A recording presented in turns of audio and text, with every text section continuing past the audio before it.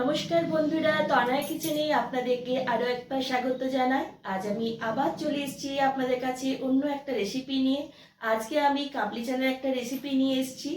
কাবলি চানা আপনারা প্রত্যেকেই খেয়েছেন এবং বিভিন্ন রকম রান্না করে খেয়েছেন। আজকে আমি কাবলি চানাটা বাড়িতে যেভাবে করে থাকি, আমাদের বাড়িতে সবাই বলে খুব সুন্দর হয়েছে, আজকে ওইভাবে কাবলি চানাটা বানাতো। তো আজকে আমি সেইভাবে কাবলি চানাটা বানাবো। তো চলুন বন্ধুরা, শুরু করি আজকে রেসিপি। প্রথমে একটি প্রেসার কুকারে আমি 400 গ্রামের মতো চানা নিয়েছি। চানাটাকে আমি ওভারনাইট ভিজিয়ে রেখেছিলাম।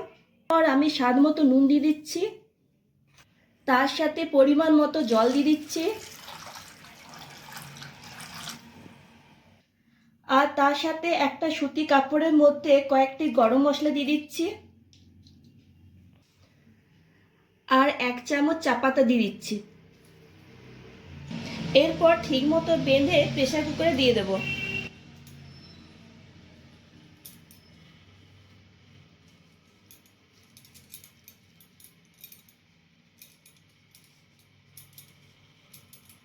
এরপর প্রেসার কুকারে ঢাকা লাগিয়ে দিচ্ছি। আমি প্রেসার কুকারটাকে গ্যাসে চাপিয়ে দিয়েছি। এবার 4টা সিটির পড়ার অপেক্ষায় রইলাম। 4টে সিটি পড়ে গেছে। এরপর আমি প্রেসার কুকারের ঢাকা খুলে দিচ্ছি। দেখুন কাবলি চানার কালারটা কি সুন্দর এসছে, আর কাবলি চানাটা ভালোভাবে সেদ্ধ হয়ে গেছে।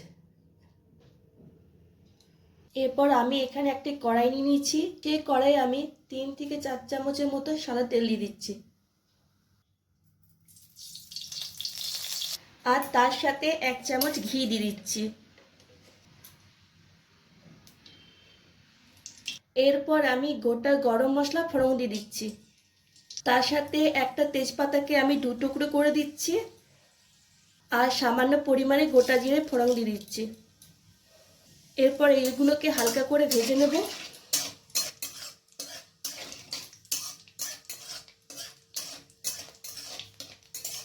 এরপর দিয়ে দিচ্ছি মিহি করে কেটে রাখা পেঁয়াজ কুচি।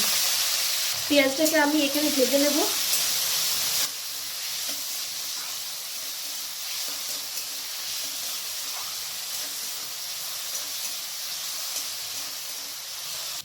এখানে আমি পেঁয়াজটাকে হালকা করে ভেজে নিয়েছি। এরপর আমি খাসির মাংস নিয়েছি। সেই খাসির মাংসটাকে আমি ছোট ছোট করে টুকরো করে কেটে নিয়েছি। খাসির মাংসটা প্রায় 250 গ্রামের মতো আছে। এরপর পেঁয়াজের সাথে মাংসটাকে ভালো করে মিক্স করে নেব।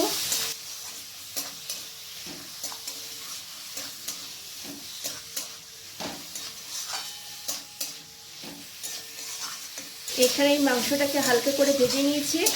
এরপর আমি 2 চামচের মতো আদা আর রসুনের পেস্টটা দিয়ে দেব। এরপর আদা আর রসুনের পেস্টটাকে আমি ভালো করে ভেজে নেব, যেন রসুনের কাঁচা গন্ধটা যেন না থাকে। আঁচটাকে আমি মিডিয়াম টু লোয়ে রেখেছি।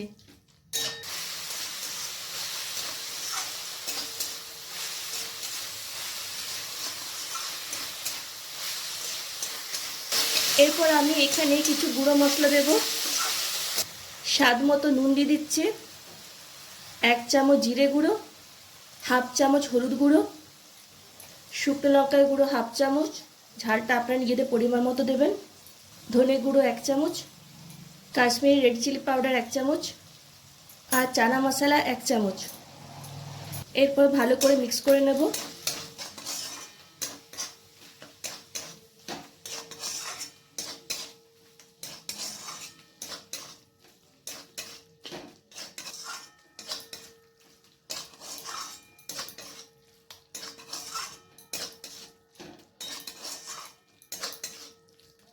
মাংসটা থেকে যতক্ষণ না তেল ছেড়ে না আসছে ততক্ষণ পর্যন্ত আমি মাংসটাই কষে যাব।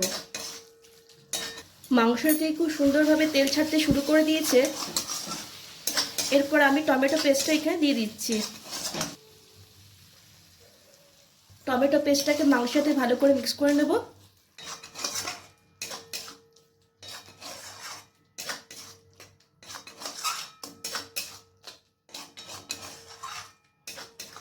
টমেটো পেস্টটাকে মাংসের সাথে আবার ভালো করে কষিয়ে নিচ্ছি, টমেটোর কাঁচা স্মেলটা যেন না থাকে।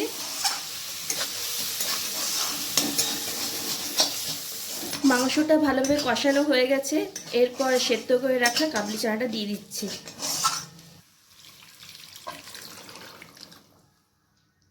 কাবলি চানাটাকে মাংসের সাথে আবার ভালো করে মিক্স করে নিচ্ছি।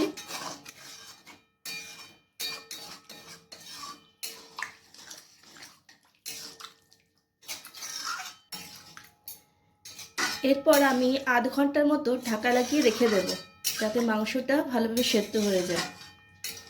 আঁচটাকে আমি লোয়ে রেখে দেব।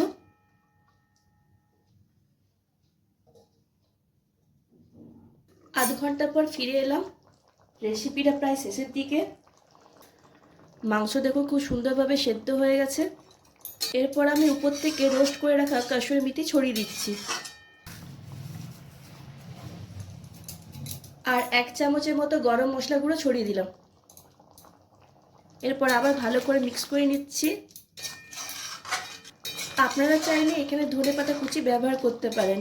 দেখুন কালারটা কি সুন্দর এসছে। এরপর আমি গ্যাসটা বন্ধ করে দেবো। এরপর আমি আপনাদেরকে প্লেটে সার্ভ করে দেখাচ্ছি। কি বন্ধুরা, কেমন লাগলো খাসির মাংস দিয়ে এই কাবলি চানার সুন্দর রেসিপিটা? ভালো লাগলে ভিডিওটিকে লাইক আর শেয়ার করবেন, আর অতি অবশ্যই আমার চ্যানেলটিকে সাবস্ক্রাইব করবেন। আজ এই পর্যন্তই। নেক্সট ভিডিওতে আপনাদের সঙ্গে আমার আবার দেখা হবে অন্য একটা রেসিপি নিয়ে। ততক্ষণ পর্যন্ত টাটা, বাই বাই।